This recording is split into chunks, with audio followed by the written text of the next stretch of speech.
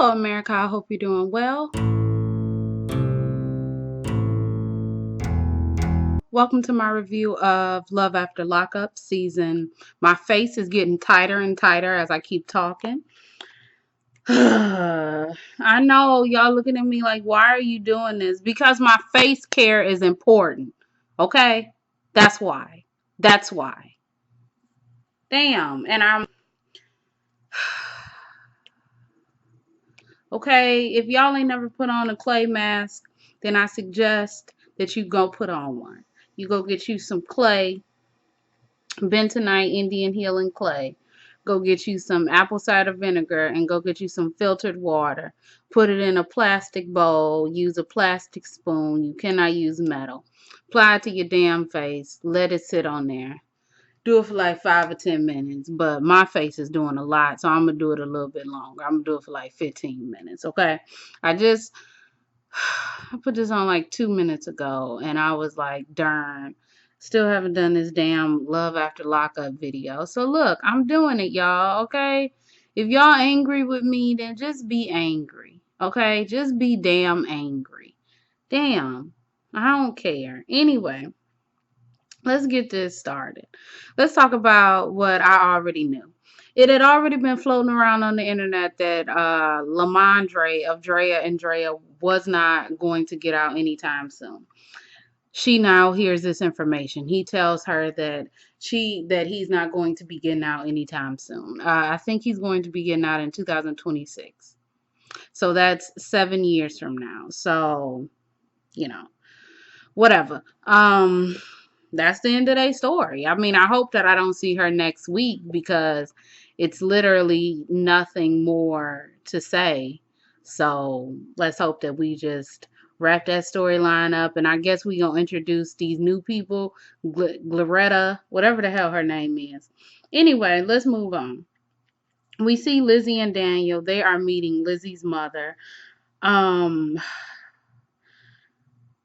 Teresa, and I think Lizzie's mother's name is Carol. I don't know. Anyway, Carol is like Lizzie's best friend. Carol asks, how does Teresa feel about these two kids being together? She says, I'm okay with it. Teresa asks the same thing. Or no, Teresa asks Carol first, and then Carol asks Teresa, and she's like, I'm okay with it. And Lizzie is like, did you see that hesitation? Teresa doesn't like the fact that Lizzie says harsh things and has harsh facial expressions. They were going to go out to the bar because they had like a drink, but they decided just to go back to Lizzie's house. Teresa is very nervous about that because she's like, well, you remember the last time y'all was drinking, before he got arrested. But look, drinking and meth are two different things. I didn't put the meth in his hand, okay? So don't sit up here and tell me, remember, no, I don't remember nothing, okay? Anyway, Daniel doesn't want his mother to make it seem like Lizzie is a bad influence on him, and he doesn't want Lizzie to reach across the table and punch her in the mouth, and that's how the story ended. So, excuse me. Oh, okay. We see Vincent and Amber. They're going to get her a bed. They pick out a bed. He says this could be the first of many times that we're sleeping on the same bed with one another. Did I say my intro? I don't know if I said my intro. But if I didn't, then oh well, we moving on. Anyway, Vincent says that this is his first serious relationship, so he doesn't know what to expect. Amber says that she used to be married to somebody. I guess like the first time she got out of prison, it was like the same situation that happened with Vince, and they got married, and then it turned out to be bad. So she doesn't want to make those same mistakes, and she want to take things slowly. He buys the bed, and it's $749. He tells her in the car that he's starting to see where he doesn't know where he fits in, because he knows that, she just got out of prison and everything, is things are moving slowly. But like when he goes back to wherever he's from in I guess next week, he doesn't know how things are going to add up. She says, well, my ass been in prison, so things are going to be moving slowly. He says in his confessional that he just needs a little bit of affection, and he doesn't know how long he can last without affection. Do I look scary? Ooh. Anyway,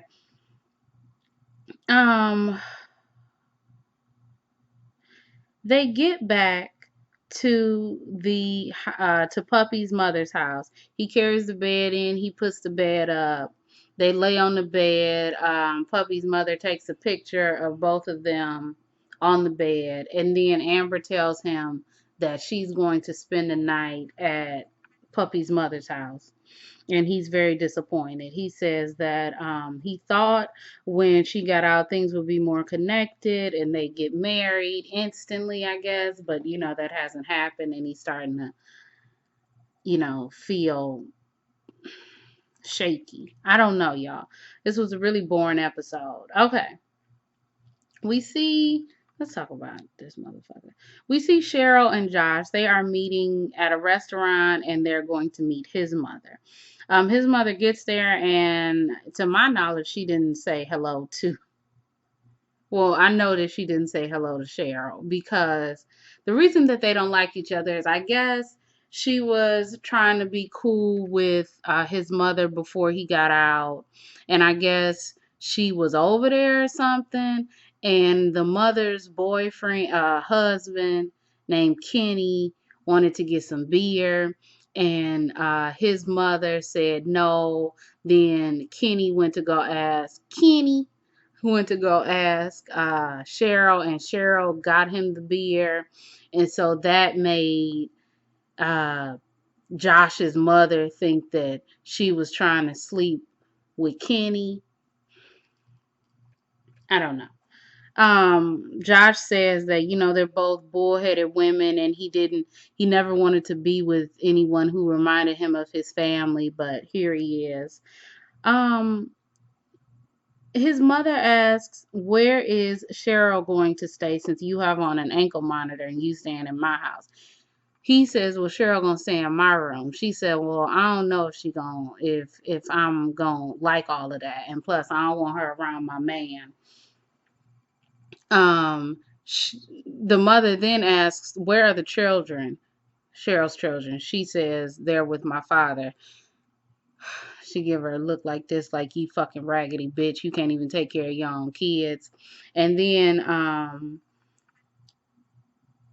I guess, what did Josh's mother say? She said something about, maybe, well, what's going to happen if it don't work out? And Cheryl got so angry that she got up and left and started to cry in the car.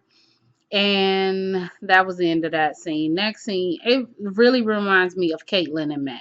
Like, extremely. Extremely. Anyway, next scene we see Josh is going to get his ankle monitor. And even though Cheryl, as Cheryl said, he robbed a bank and stole a bunch of cars, she wasn't expecting him to get an ankle monitor.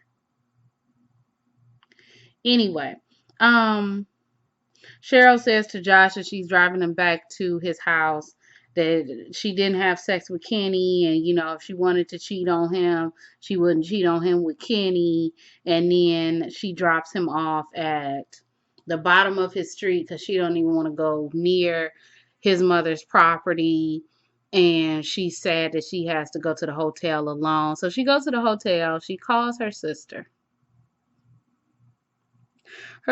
She tells her sister that, Josh got out, I picked him up, and we did all this stuff, and then he had to get an ankle monitor, so he's not able to stay with me at the hotel. Her sister starts laughing. This makes Cheryl start to cry because she's like, you're my best friend, and I just love you so much, and I'm telling you something, and I'm telling you that I'm tired of waiting, and I'm tired of doing this, and you just... You're laughing at me. And girl, and so really what I'm trying to figure out, that man can stay out 13 hours, okay? From 5 a.m. to 8 p.m. Girl, pick that nigga up at 5 a.m. on the dot, take him back to the place, have sex with him, go to sleep, okay? Wake up at like 11, and then live your day until 7:30 when you got to take him back to his mommy's house because you wanted to be with a convict. Anyway, that's the end of their story. We see Lacey and Shane. Shane goes in there and tells her, because they slept in separate rooms, even though she had on a whole set of new clothes. And I'm like, so you on camera, you had on your underwear, but then you slept in anyway. Shane says that when he seen her, he felt like he was entering a gateway into heaven. And that makes Lacey feel very, very good. Apparently, Lacey is like I know she's a cam girl, but I guess anyway, it's videos out there. That's all I gotta say. Um, she gets a text from John, and John is like, why you keep ignoring my damn calls? And then she ignored that call too. So it's like, whatever. She says she needs to tell Shane, so John won't hurt him and vice versa. But I'm like, you thinking about them hurting each other. I would be thinking about them hurting me. Like, girl, anyway, she living wild. She's living wild. She says that she's dreading the fact that John is getting out because, that'll make everything real and so much more complicated. And that John is going to parole at her house. So they are meeting her best friend, Miranda. And Miranda is the only one who knows about Shane. Miranda shoots straight from the hip and tells it like it is. Don't I look like I got Botox? Y'all can't see none of my facial expressions.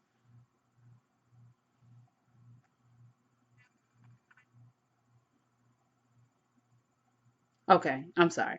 Anyway, Miranda asks Shane to tell her about himself. He said, "Well, I grew up in Sussex County and my name is Shane." And I said, you know what? That can literally be considered his whole life because he went to jail when he was 17.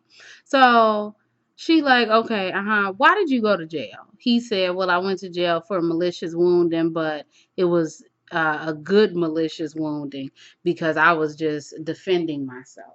He gets up and goes to the bathroom. She is talking to her friend. She says, I just don't want to tell John when we're alone, that's for sure. And Miranda is like, see, you saying shit like this makes me feel like you're in a situation that you can't fucking handle. If this man is going to hurt you, if you tell him this stuff, why are you doing this? Why don't you just make your decision now? Lacey says, I'm not going to be able to make my decision until I meet Joe and until I see Joe and spend time with Joe.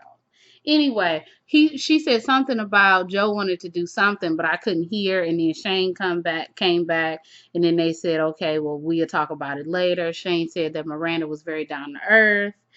And Miranda says, okay, that's cool, but let me tell you this. If you do anything to hurt her, then I'll kill you. And I was like, okay, that's a good threat on national television. Um, Miranda thinks that she's playing both sides of the fence, and she doesn't want this to end badly, and she doesn't think that Lacey really knows just what she's getting into. Let's see if I've talked about everybody before I talk about who I want to talk about. Okay. So we see Mother F and Angela. Her friend and her friend and her sister, they go dress shopping. Her sister and Brenda, Brenda, Brenda. I'm sorry, I can't get my voice right. Excuse me. Um, Her sister and Brenda both think that Tony may be using Brenda. Ain't Tommy the name of her best friend who tried to marry her last episode? Anyway, maybe using Angela because that's what Brenda says. Well, I was in the slammer And that's what I used to do to men, have them thinking that they was the only one, and they weren't the only one. So Angela tries on her dress. She says that she doesn't consider herself a stereotypical bride, but she does want to look beautiful for Tony. So she decides to take a picture, and as she's taking a picture, lo and behold, Tony calls. Tony is like, "Hey, baby, I got something to tell you." "What, Tony?" "I ain't go back to the halfway house." "Why the heck? What?"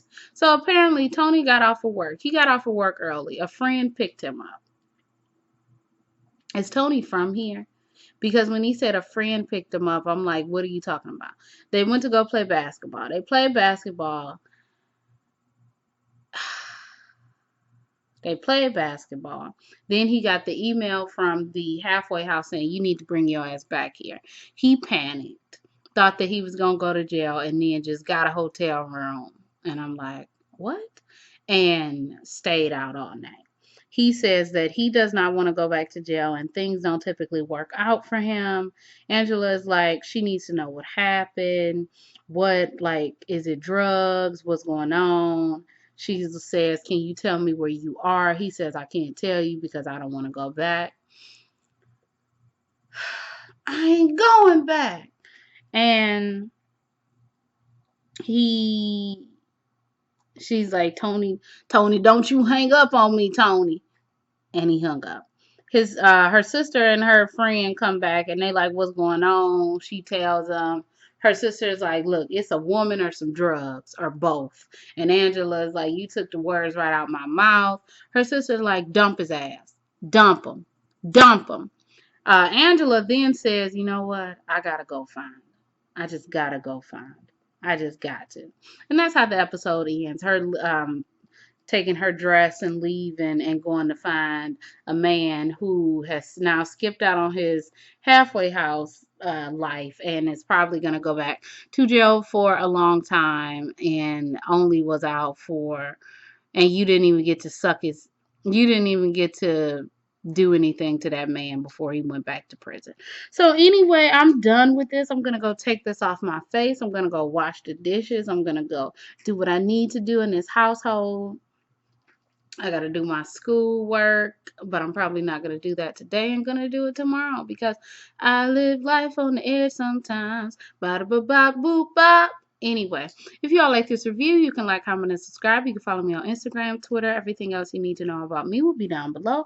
My name is Brielle. I make beats. I sing songs. If you like what you see, come on along. Oh, I know that I look crazy, but I really don't care. So, bye.